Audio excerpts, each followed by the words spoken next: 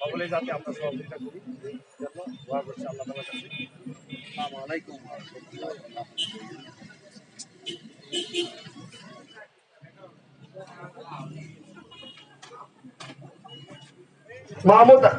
মাহমুদ জামান নির্বাহী প্রকৌশলী এলজিডি পঞ্চগড়কে এই পর্যায়ে আপনাদের সামনে বক্তব্য রাখছেন।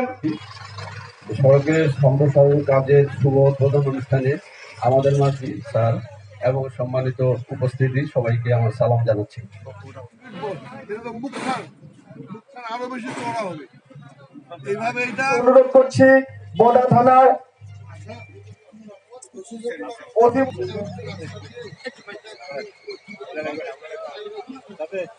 পঞ্চগড় 2 আসনের সংসদ সদস্য অ্যাডভোকেট আলহাজ অ্যাডভোকেট, এছাড়া আমাদের ওসি সাহেব এখানে আছেন, আমাদের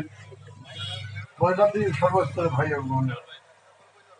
আপনারা জানেন যে ওইটাও একটু আজকে দেখতে যাবো। আমি বক্তব্য করে সবাইকে ধন্যবাদ। গড়তে ব্যয় হবে 14,90,00,000 টাকা।